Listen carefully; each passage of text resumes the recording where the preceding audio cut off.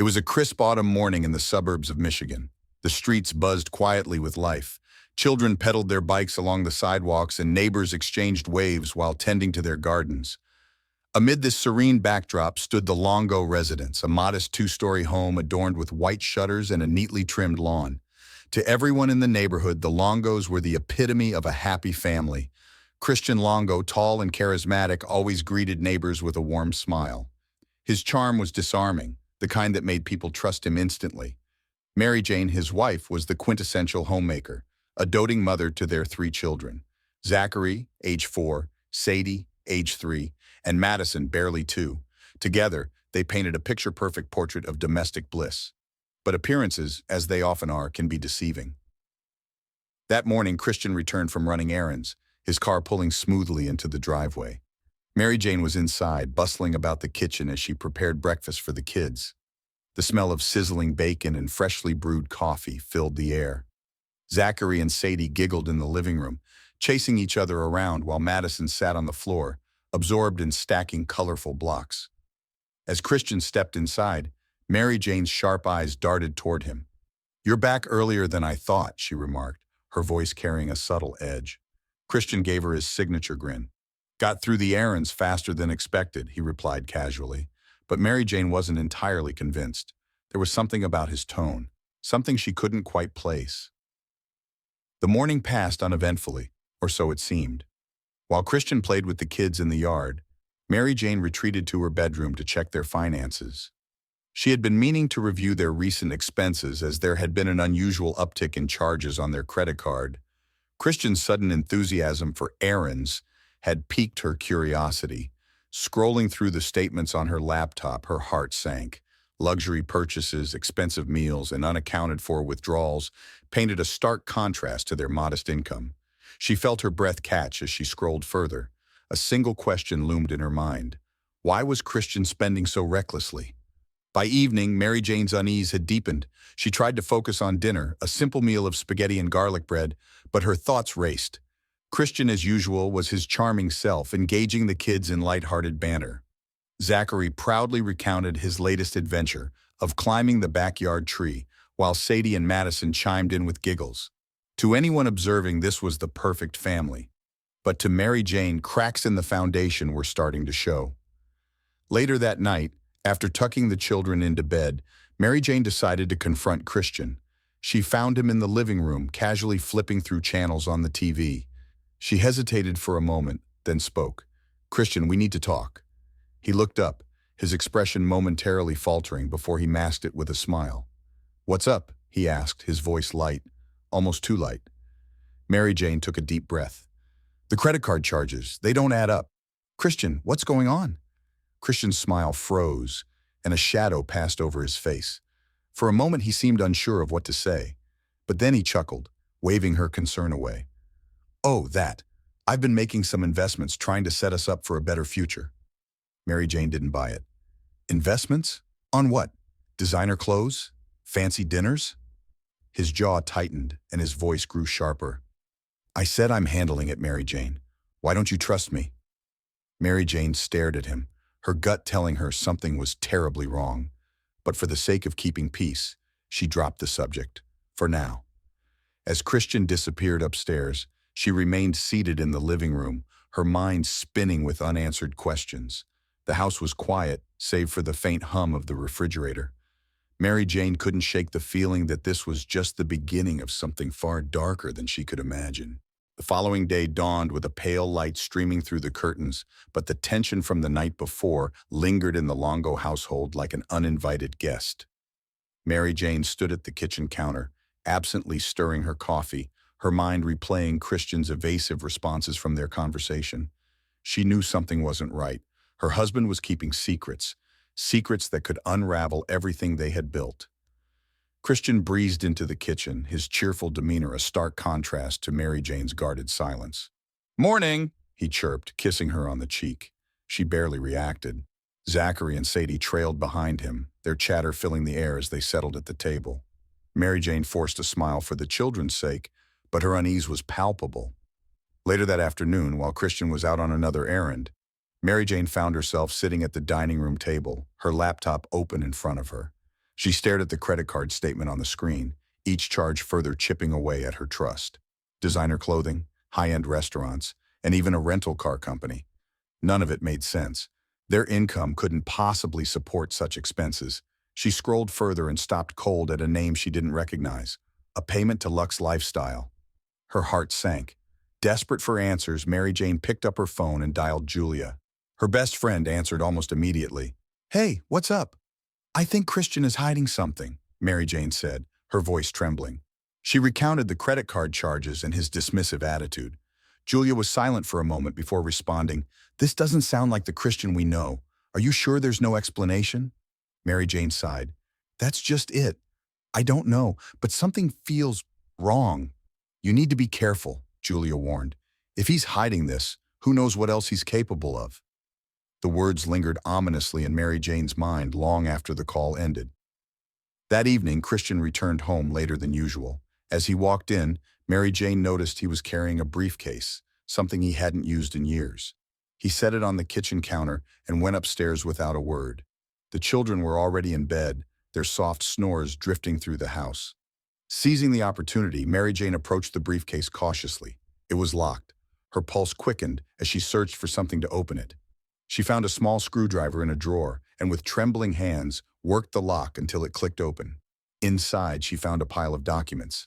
At first glance, they looked like standard business papers, but as she sifted through them, her blood ran cold. Fake invoices, altered pay stubs, letters from creditors threatening legal action. Mary Jane's hands shook as she pieced together the truth. Christian had been forging documents and racking up debt far beyond what she'd imagined. The once solid foundation of their marriage now felt like it was crumbling beneath her feet. She shoved the papers back into the briefcase and relocked it just as she heard Christian's footsteps on the stairs. She quickly busied herself at the sink, pretending to wash dishes. Christian entered the kitchen, his gaze sweeping over her. "Everything okay?" he asked, his tone casual, but his eyes sharp. "Fine," Mary Jane replied, forcing a smile. "Just tired." As Christian disappeared into the living room, Mary Jane's mind raced. She couldn't keep this to herself, but who could she turn to? She thought about Julia's warning. Be careful. But the weight of what she'd discovered felt unbearable. The next morning, Mary Jane tried to act normal. She packed the children's lunches and kissed them goodbye as Christian drove them to daycare. But the moment the door closed behind him, she broke down, her sobs echoing in the empty house. For the first time, she felt truly afraid, not just of what Christian had done, but of what he might do next. The silence of the Longo home was deceptive, masking the turmoil brewing beneath its walls. Mary Jane, now burdened with the weight of Christian's deceit, spent her days oscillating between fear and determination. She knew the truth about his lies, but she hadn't yet decided what to do with it. Every time she looked at her children, her resolve to protect them strengthened. That afternoon, Mary Jane sat in the living room, flipping through a photo album. The images stared back at her, happy moments frozen in time, yet now seeming like illusions. Zachary's 4th birthday party, a summer trip to the lake, and Christmas mornings all felt tainted by the knowledge of Christian's betrayal. The front door creaked open, pulling her from her thoughts. "Hey, I'm home!" Christian's voice rang out, carrying its usual cheerfulness. He stepped inside, clutching a brown paper bag. "Got your favorite coffee," he added, holding it out like a peace offering. Mary Jane forced a smile, taking the cup. "Thanks," she said quietly, her tone neutral. Christian hesitated, studying her. "You've been quiet lately. Everything okay?" he asked, his voice tinged with feigned concern. "Just tired," she replied, her eyes avoiding his. She could feel his gaze linger, as though he knew she wasn't telling the whole truth. But instead of pressing her, Christian simply nodded and walked into the kitchen. She watched his back, wondering how much longer she could maintain this charade. That evening, as Christian played with the children, Mary Jane retreated to their bedroom, her laptop open on the bed. Determined to dig deeper, she began searching through financial records, bank statements, and emails. The more she uncovered, the worse it got. She found evidence of Christian falsifying invoices for his employer, skimming money from accounts, and forging signatures. Her stomach churned as the magnitude of his actions became clear. This wasn't just reckless spending, it was criminal. Suddenly, a notification pinged on her phone. It was a message from Julia. "You okay? I've been thinking about what you said," the text read. Mary Jane stared at the words for a moment before typing back, "No, it's worse than I thought. I need to figure out what to do." The sound of Christian's footsteps approaching sent a jolt of panic through her. She quickly shut the laptop and placed it on the nightstand. He entered the room, carrying Madison in his arms. "She wouldn't go to sleep without her blanket," he said, his voice light, as though nothing was amiss. Mary Jane managed to smile, taking Madison and cradling her close. "Thanks," she murmured. Christian lingered for a moment, his eyes scanning her face. "You've been spending a lot of time on that laptop," he remarked casually. The statement wasn't accusatory, but it carried an undertone that made Mary Jane's pulse quicken. "Just looking at some recipes," she lied, keeping her voice steady. Christian chuckled. "You and your cooking experiments," he said, leaning in to kiss her on the forehead. "Don't stay up too late." After he left, Mary Jane exhaled shakily. Her hands trembled as she placed Madison in her crib. She had to be more careful. Christian was starting to notice her behavior. She knew it was only a matter of time before he uncovered what she'd been doing. The next day, Mary Jane decided to take a bold step. She called Julia and asked her to meet at a local park. Under the guise of a casual outing with the children, they sat on a bench while Zachary and Sadie played nearby. "He's in deeper than I thought," Mary Jane whispered, glancing around nervously. "It's fraud, Julia, serious fraud." Julia's eyes widened. "Mary Jane, you can't keep this to yourself. You need to tell someone." "But what if he finds out I went to the police?" Mary Jane asked, her voice shaking. "What if he tries to stop me?" Julia placed a reassuring hand on her shoulder. "You can't let fear control you. Think about the kids." Mary Jane nodded, her throat tightening. I don't know how to start." That evening, as the sun dipped below the horizon, Mary Jane returned home with a sense of dread she couldn't shake. Christian was sitting in the living room, the briefcase she had secretly opened now sitting on the coffee table. He looked up as she walked in, his expression unreadable. "We need to talk," he said, his tone calm but firm. Mary Jane froze, her heart pounding. "About what?" she asked, feigning innocence. Christian leaned forward, his eyes piercing. "About trust, and how it's the foundation of a marriage." The tension in the room was almost unbearable. Mary Jane stood frozen in the doorway, her pulse hammering in her ears. Christian sat on the couch, his posture unusually still, the briefcase from the night before resting on the coffee table. His eyes locked onto hers, calm but cold, the kind of calm that didn't feel safe. "Sit down," he said, his voice steady yet laced with an edge that made Mary Jane hesitate. She moved slowly, lowering herself into the armchair opposite him. For a moment, neither of them spoke. The only sound was the soft hum of the refrigerator in the next room. Christian leaned forward, resting his elbows on his knees. "I know you've been snooping," he began, his words sharp but measured. "The laptop, the briefcase. You think I didn't notice?" Mary Jane's heart sank. She struggled to maintain her composure, searching for something, anything to say. "I was just worried about our finances," she said carefully, her voice trembling slightly. "I didn't mean to—" "To what? Go behind my back?" Christian interrupted, his tone hardening. "Do you have any idea how much pressure I'm under trying to provide for this family?"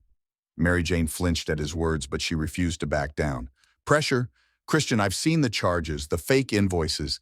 This isn't about providing for us. It's fraud."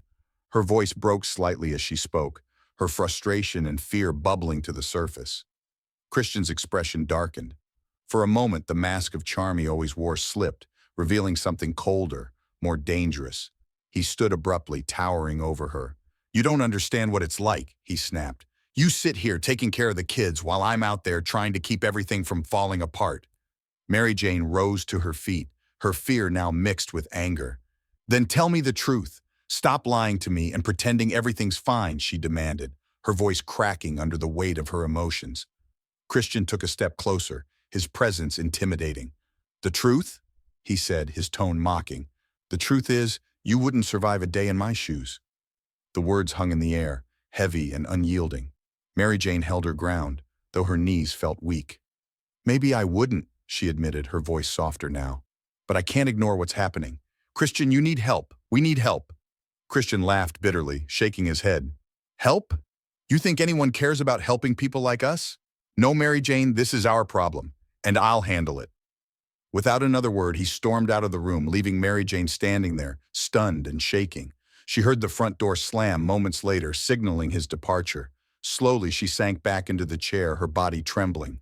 The fear she felt earlier was now amplified by the realization that Christian was spiraling further out of control. As the hours passed, Mary Jane couldn't shake the feeling that the situation was becoming more dangerous.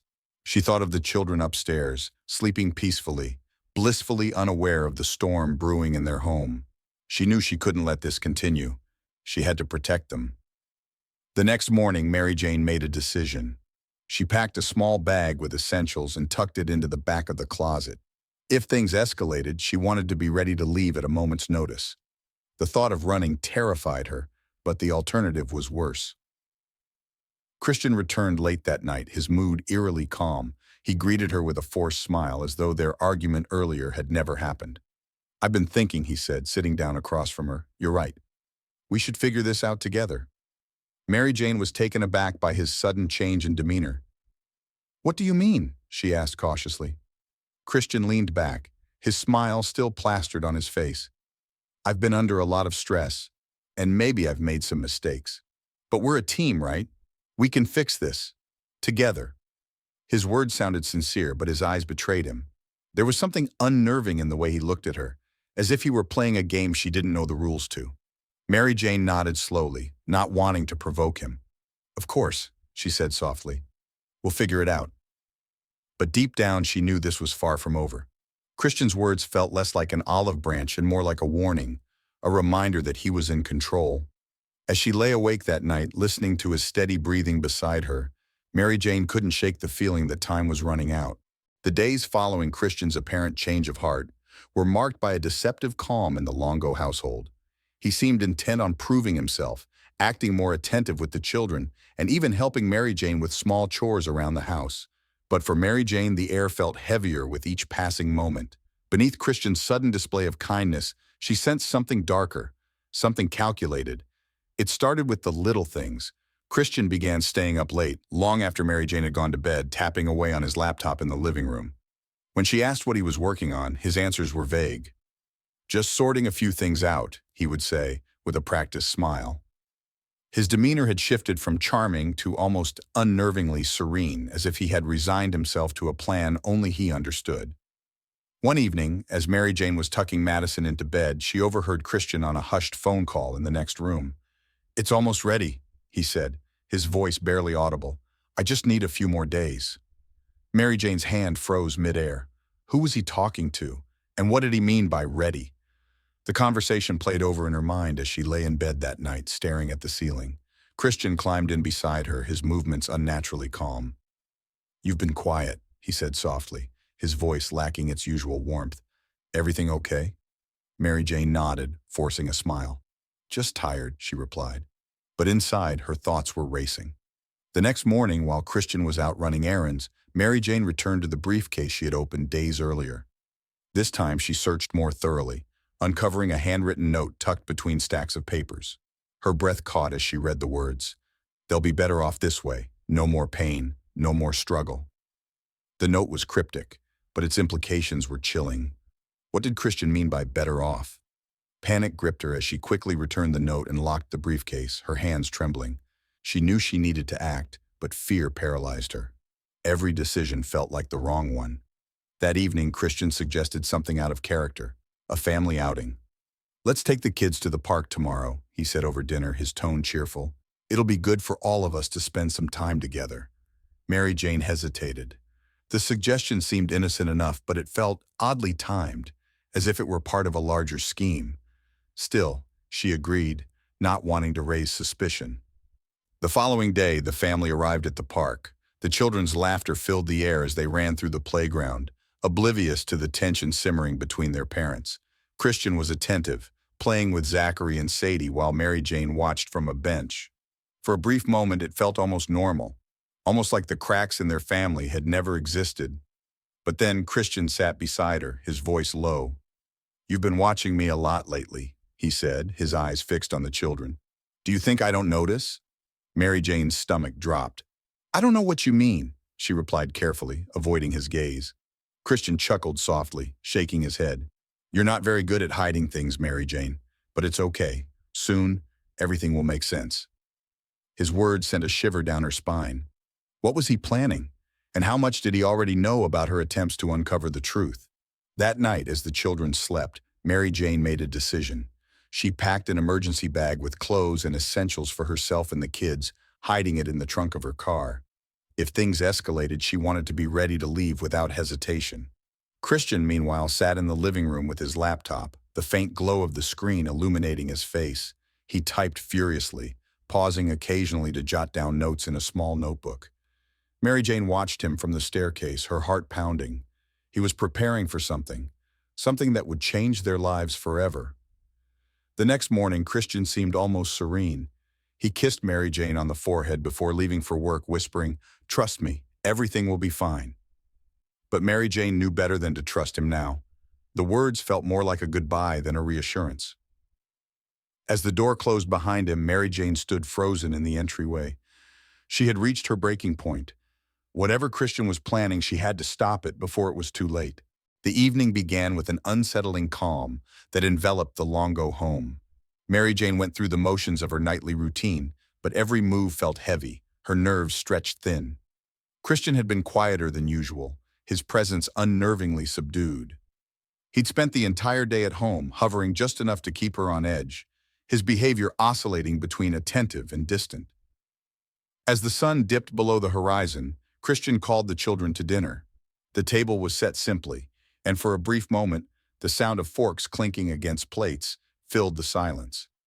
Zachary told a story about his day at daycare, his animated gestures drawing laughs from Sadie and Madison. Mary Jane smiled weakly, but her heart wasn't in it. Christian's gaze lingered on her longer than necessary, his expression unreadable. After dinner, Christian suggested they watch a movie as a family. The children, thrilled by the idea, eagerly settled into the couch with their blankets. Mary Jane sat at the edge of the sofa, her body tense. Christian sat beside her, too close for comfort, and she flinched slightly when his hand brushed hers. Halfway through the movie, Christian leaned over and whispered in her ear, "After the kids are asleep, we need to talk." The words sent a chill down her spine, but she nodded, keeping her expression neutral. By the time the children were tucked into bed, the house had fallen into an eerie stillness. Mary Jane paced the bedroom, her thoughts racing. She debated taking the children and leaving immediately, but Christian's sudden movements through the hallway froze her in place. He appeared in the doorway, his silhouette backlit by the faint glow of the hallway light. "Let's go downstairs," he said softly, his tone almost soothing. But Mary Jane could feel the underlying tension like a taut wire ready to snap. They descended to the basement, the air growing colder with each step. Christian gestured for her to sit on an old sofa in the corner. Mary Jane hesitated, but complied, her hands gripping her knees. Christian leaned against the wall, arms crossed, his face partially obscured by shadows. "I know you've been planning to leave," he began, his voice calm yet laced with accusation. "You think I haven't noticed the bag in the trunk? The way you've been watching me?" Mary Jane's breath caught in her throat. "Christian, she started, but he cut her off. "Do you have any idea what you've done?" he asked, his voice rising slightly. "You've turned this family against me. You've made me the villain." "No, Christian," she pleaded, her voice shaking. "I've only been trying to protect our children." "Protect them from what? Me?" he snapped, stepping closer. His calm facade cracked, revealing the seething anger beneath. "Everything I've done has been for this family. And you?" He pointed an accusing finger at her. "You're the one tearing it apart." Mary Jane tried to stand, but Christian moved faster. He grabbed her by the shoulders and shoved her back onto the sofa. Her cry of pain was muffled by the weight of his presence. "Christian, please," she begged, tears streaming down her face. "You don't have to do this." He stared at her, breathing heavily, his eyes dark and unrecognizable. "It's too late," he muttered, almost to himself. "This is the only way." Before Mary Jane could respond, Christian's hands wrapped around her throat. Her vision blurred as she struggled against him, her desperate gasps echoing in the small room. For a fleeting moment, she thought of her children sleeping upstairs, blissfully unaware of the horror unfolding below. When it was over, Christian stepped back, panting as he looked down at Mary Jane's lifeless body. His chest heaved, his mind racing with a twisted sense of relief. He told himself it had to be done. She would have ruined everything. He wiped his hands on his jeans and looked toward the stairs. The children. He knew what he had to do next. His steps were deliberate as he ascended, his face void of emotion. Madison and Sadie's small forms were curled up in their beds, their soft snores breaking the silence. Christian took Madison first, cradling her in his arms as if she were simply being moved to another room. But the truth was far more sinister. By the time he returned for Sadie, his resolve had hardened. Finally, he approached Zachary, the eldest, who stared up at him with wide, tearful eyes. "Daddy," Zachary whispered, his voice trembling, "what's happening?" Christian hesitated for the briefest of moments before speaking. "It's going to be okay," he said, his voice flat. "You won't feel a thing." The night was heavy with silence, broken only by the sound of Christian's footsteps crunching over gravel as he approached his car. His breath came in short bursts, his mind racing yet eerily focused. The house behind him was dark and quiet, the remnants of his horrific acts buried in its stillness. His children were now gone, along with Mary Jane. He told himself there was no turning back. This was the only way to move forward. Christian opened the trunk, the interior dimly illuminated by the car's overhead light. Inside were 2 suitcases and a large blanket-wrapped bundle. His movements were methodical as he hoisted the first suitcase, its weight straining his arms. He didn't flinch. His mind had compartmentalized the reality of what lay inside. Driving through the empty streets, Christian kept his eyes on the road, the faint hum of the car engine his only companion. The route was familiar. He had planned this. The Alsea River was isolated, a place where few ventured at night. His hands gripped the steering wheel tightly as he rehearsed his justification in his head. They would be at peace now. No more struggle, no more pain. When he arrived at the riverbank, the moonlight cast a pale glow on the water's surface. The world seemed to hold its breath as Christian dragged the first suitcase to the edge. His muscles burned from the effort, but he didn't stop. He shoved it into the water, the splash breaking the oppressive silence. For a moment he watched it sink, bubbles rising to the surface before disappearing entirely. He repeated the process with the second suitcase, each movement mechanical, as though his body was operating independently of his mind. By the time he returned to the car for the final bundle, his breathing was labored, sweat dripping down his face despite the cool night air.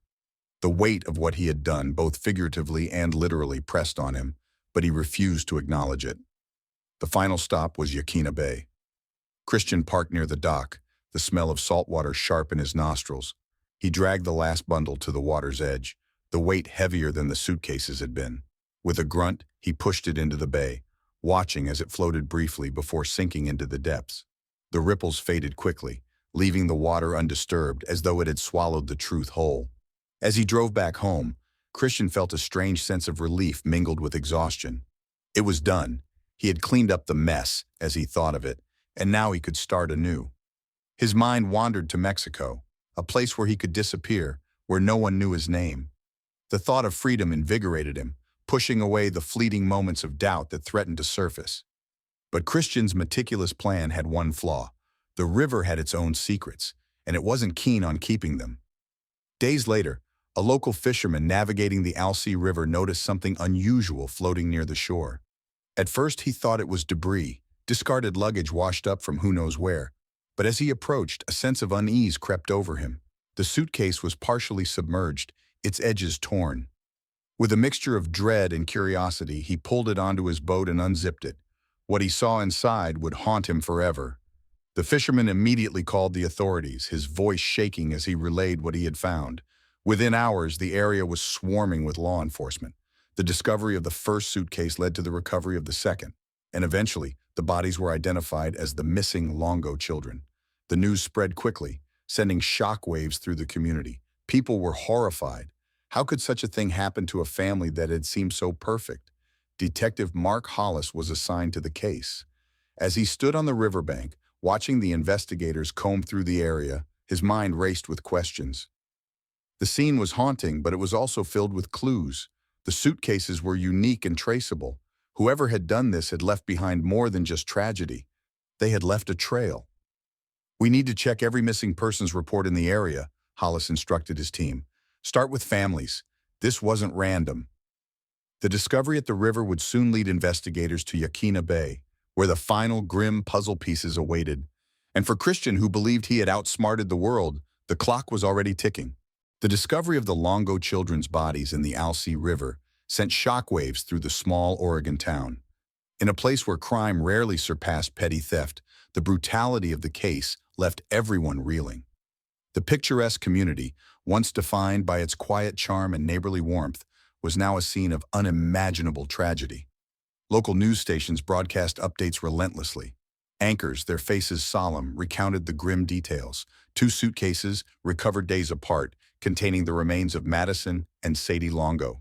The footage of law enforcement combing the riverbanks played on repeat, the eerie calm of the water contrasting with the horror of what had been found beneath its surface. Detective Mark Hollis stood at the epicenter of the investigation.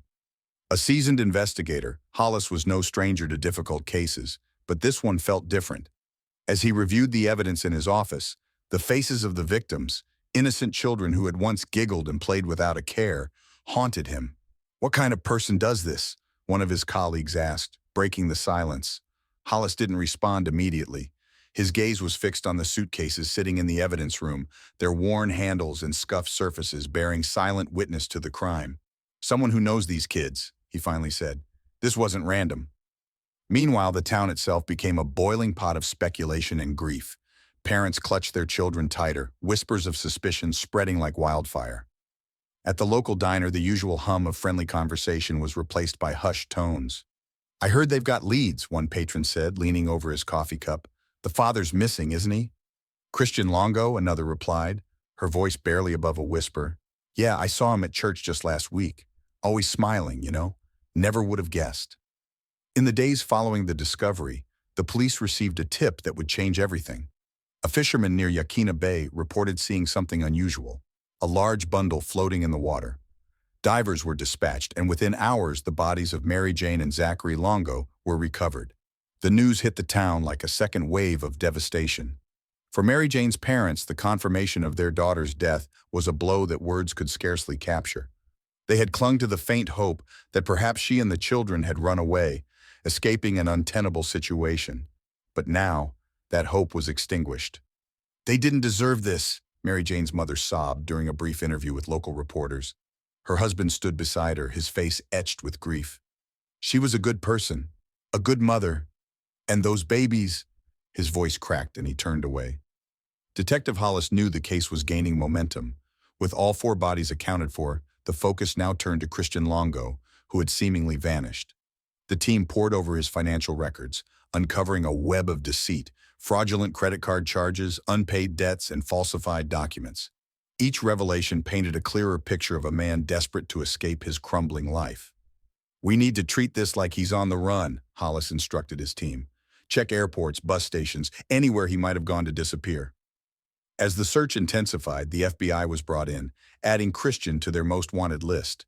His face, once known for its easy smile and charm, now appeared on wanted posters across the country. The image of a father-turned-fugitive unsettled everyone who saw it. At the same time, friends and acquaintances of the Longo family began to come forward with chilling details. Julia, Mary Jane's best friend, recounted the last conversation she had with her. "She told me she was scared," Julia said, her voice trembling. "She didn't say why, but I could hear it in her voice. I wish I'd done more." The community, grappling with its grief and disbelief, struggled to reconcile the Christian they thought they knew with the monster he had become. Neighbors spoke of how he'd played with his children in the yard, attended church regularly, and always had a kind word for everyone. But beneath the surface, the cracks had been there all along, hidden in plain sight. For Detective Hollis, the case had become personal. "This man betrayed everything a father and husband is supposed to stand for," he said in a press conference. "We will find him, and we will get justice for Mary Jane and those kids." The town, united in its sorrow, watched and waited, hoping that Christian Longo's days of running were numbered. Christian Longo stepped off the plane in Cancun, the tropical air warm and heavy as it wrapped around him. For a moment he paused, inhaling deeply and surveying the bustling airport. He'd shed his old life like a snake sheds its skin. Here he wasn't a wanted man. Here he was someone new. With his charm and confidence, Christian blended effortlessly into the crowd of sunburned tourists.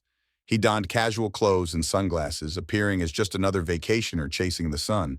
But this wasn't a vacation for him. It was an escape. Using a fake ID, Christian checked into a modest hotel near the beach. The staff greeted him warmly, none the wiser to the truth of his identity. He signed the guest book as Michael Finkel, a name he'd stolen from a journalist he'd admired. The irony wasn't lost on him. To Christian, the alias symbolized reinvention, a rebirth of sorts. The days passed in a haze of luxury and deceit. Christian frequented beachfront bars, striking up conversations with travelers from around the world. He regaled them with tales of his adventurous life as a journalist, crafting elaborate stories about his travels and experiences. His charisma drew people in effortlessly. Women laughed at his jokes. Men raised their glasses in admiration. He became a familiar face in the local expat community. But beneath his charming facade, Christian remained vigilant. He watched the news closely, scanning for any mention of his crimes or his name. The weight of what he had done loomed over him like a shadow, but he pushed it aside, convincing himself he deserved this new life. One evening, while sipping a cocktail at a bar overlooking the ocean, Christian struck up a conversation with a group of American tourists. They were lively, their laughter ringing out over the crashing waves. Christian joined in seamlessly, weaving his fabricated tales into their conversations. For a moment, he felt untouchable. He was no longer Christian Longo, the man whose name was plastered on wanted posters. He was Michael Finkel, a man of intrigue and mystery, but not everyone was fooled. A few days later, while lounging by the hotel pool, Christian felt a pair of eyes lingering on him longer than usual. He glanced up to see a man watching him intently. The man quickly looked away, pretending to be engrossed in his book, but Christian's instincts prickled with unease. Was this someone who recognized him, or just a curious stranger?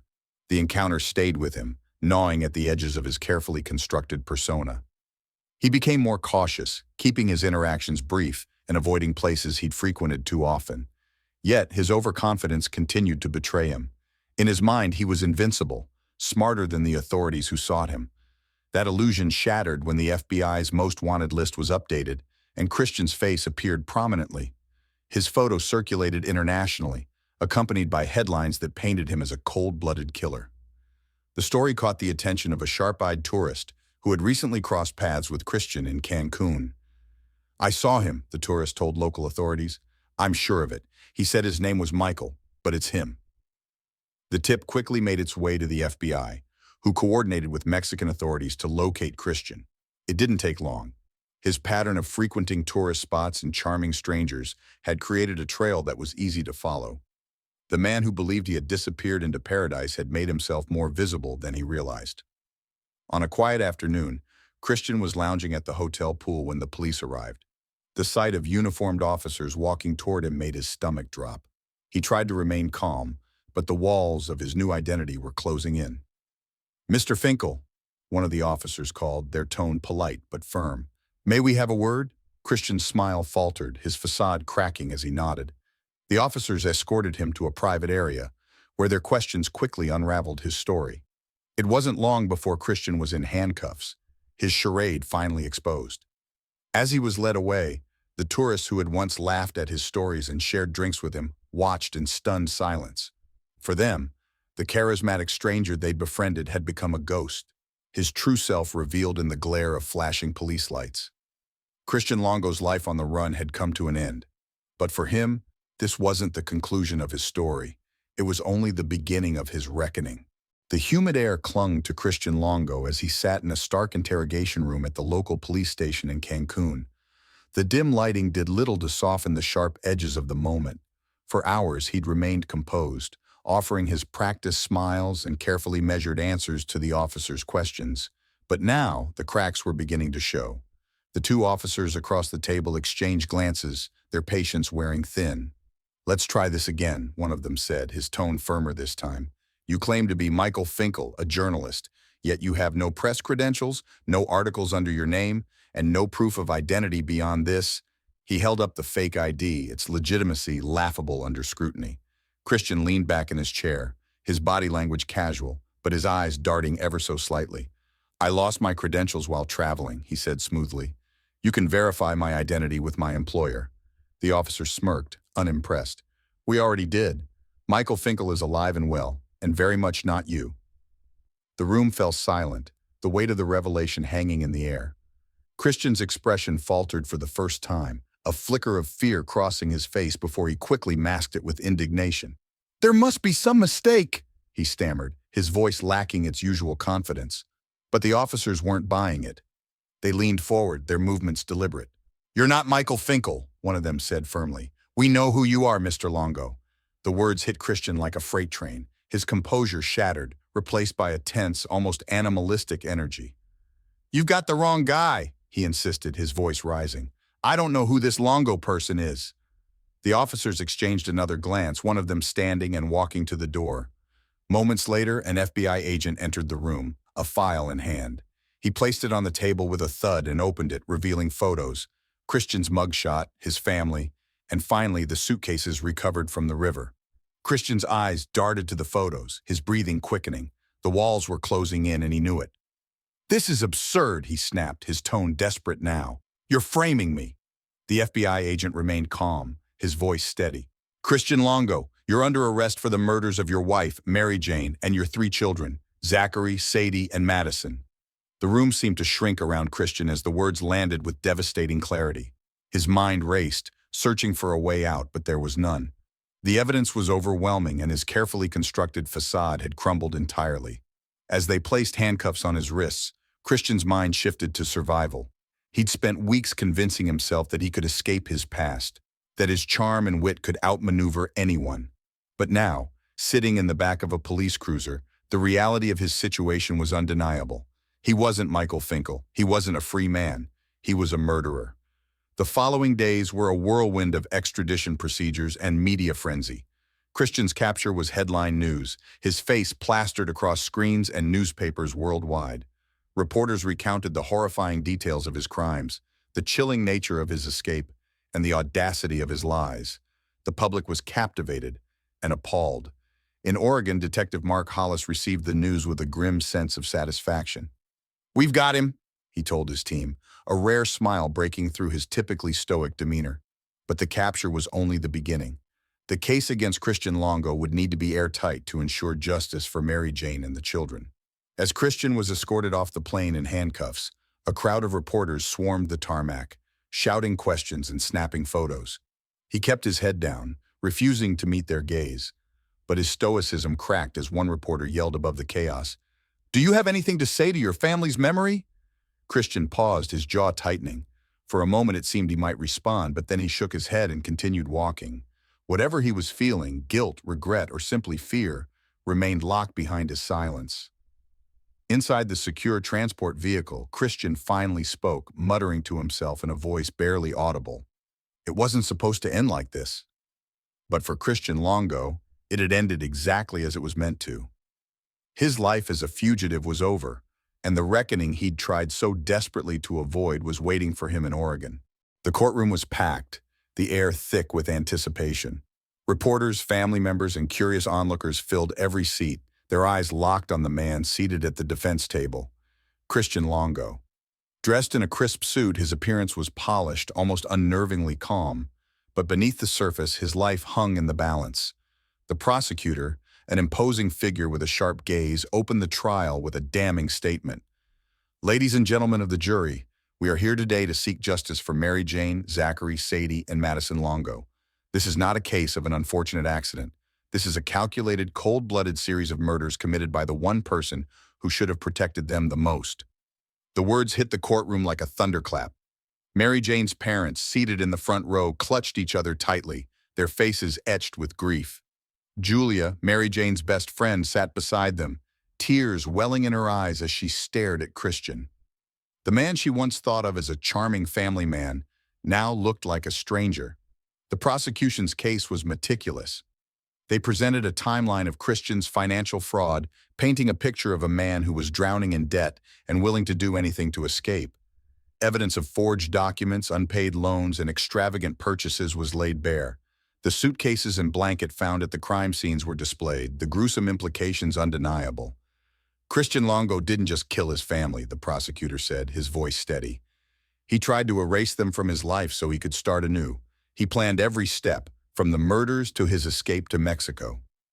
The defense, however, took a different approach. They attempted to humanize Christian, portraying him as a man overwhelmed by financial pressure and mental instability. Christian's lawyer painted Mary Jane as a controlling figure in the marriage, subtly suggesting that she shared some responsibility for the family's breakdown. The most shocking moment came when Christian himself took the stand. The courtroom fell silent as he adjusted the microphone, his hands trembling slightly. He began with a calm tone, his voice measured. "I love my family," he said, his eyes scanning the jury. "I would never intentionally hurt them." But under cross-examination, cracks in his story began to appear. The prosecutor pressed him relentlessly, exposing inconsistencies in his account. "You say you loved your family, Mr. Longo," the prosecutor said, his voice sharp. "Yet you fled to Mexico under a false name. Why didn't you stay and fight for your innocence?" Christian hesitated, his mask of composure slipping. "I was scared," he admitted, his voice barely audible. "I didn't know what to do." "You didn't know what to do?" the prosecutor shot back. "Or you knew exactly what you were doing, escaping justice?" The tension in the courtroom was palpable. Christian's answers grew more defensive, his once polished demeanor unraveling under the weight of the prosecutor's questions. By the time he stepped down, his testimony had done little to sway the jury. As the trial entered its final stages, the prosecution delivered a powerful, closing argument. "This case is about choices," the prosecutor said, pacing before the jury. "Christian Longo chose to lie. He chose to steal. And ultimately, he chose to murder his wife and children to escape the consequences of his actions. Do not let his lies continue. Deliver the justice that Mary Jane, Zachary, Sadie, and Madison deserve." The jury deliberated for hours, the weight of their decision evident in their somber expressions when they finally returned to the courtroom. As the foreman stood, the room held its collective breath. "On the charge of first-degree murder, we find the defendant, Christian Longo, guilty." The words sent a ripple through the courtroom. Mary Jane's mother broke into sobs, burying her face in her hands. Julia clutched her arm, tears streaming down her cheeks. Christian sat motionless, his face pale, his fate sealed. The judge's voice was firm as he handed down the sentence: death. "Christian Longo, you have committed unspeakable acts against your family. You will now face the ultimate consequence." As Christian was escorted from the courtroom, his expression remained unreadable. But for the families of Mary Jane, Zachary, Sadie, and Madison, a measure of justice had been served. The courtroom was empty now, its once-packed seats reduced to silence and echoes. The verdict had been delivered, and Christian Longo was gone, escorted back to his cell to await the final sentence. But for those left behind, Mary Jane's parents, her friends, and the community that had been shaken to its core, the end of the trial marked the beginning of a long, painful journey of healing. Mary Jane's parents, Judith and Thomas Baker, stood outside the courthouse as reporters swarmed. Judith clutched Thomas's arm, her face pale and weary. "Justice was served today," Thomas said firmly, his voice steady despite the emotion threatening to break through. "But it doesn't bring them back. It doesn't erase the pain of losing our daughter and our grandchildren." Judith's voice cracked as she added, "We'll never understand how someone could do this to their own family." The weight of their words resonated deeply, even with the reporters who'd grown accustomed to covering such tragedies. This wasn't just a story, it was a reminder of how fragile life could be and how betrayal could come from those closest to us. In the days following the trial, the town tried to move forward, but the scars remained. The Longo house, once filled with laughter and the joyful chaos of children, now stood abandoned. Neighbors avoided looking at it as they passed, its presence a grim reminder of the horrors that had unfolded within its walls. Julia, Mary Jane's best friend, struggled to reconcile her memories of Christian with the monster he had become. "I keep thinking about the little things," she told a local journalist in a rare interview. "The way he used to smile at Mary Jane, the way he played with the kids. Was it all an act? Did he ever really love them?" Her words reflected the questions that lingered in the minds of everyone who knew the Longos. How had no one seen the signs? Could anything have been done to prevent such a tragedy? The weight of guilt and helplessness hung heavy over the community. Detective Mark Hollis, too, found himself grappling with the case's aftermath. Sitting in his office late one evening, he flipped through the case files one last time. The photos, the evidence, the testimonies, they all painted a picture of a man who had been crumbling long before he acted. But it was the faces of the victims that stayed with him. This wasn't just about Christian, he muttered to himself. It was about a family that deserved better, a family that trusted the wrong person. Despite the pain, there were moments of resilience. A memorial was held for Mary Jane, Zachary, Sadie, and Madison, attended by hundreds from the town and beyond. People shared stories of Mary Jane's kindness, Zachary's curiosity, Sadie's laughter, and Madison's wide-eyed wonder. Their memories became a source of comfort, a way to ensure that their lives weren't defined solely by how they ended. The story of Christian Longo and his family became a cautionary tale, sparking conversations about the red flags that often go unnoticed in relationships and the importance of speaking up when something feels wrong. Organizations dedicated to supporting families in crisis reported an increase in calls, a small but meaningful sign that the tragedy had spurred action.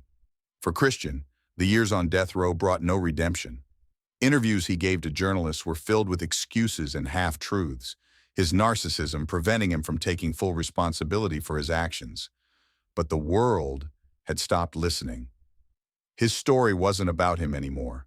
It was about the family he had destroyed and the lessons their loss left behind. In the quiet moments, Judith and Thomas Baker found solace in their faith and in the memories of their daughter and grandchildren.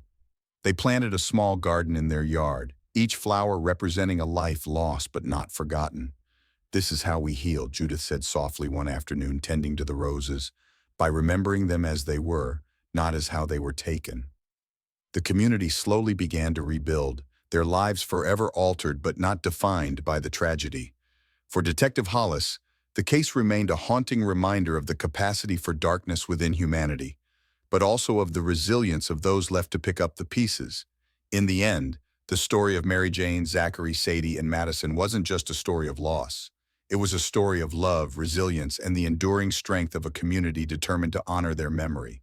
What do you think of Christian Longo and the horrifying choices he made? Let us know your thoughts in the comments below. If you found this story compelling and want more true crime content, don't forget to like this video, subscribe to our channel, and hit the notification bell so you never miss an update.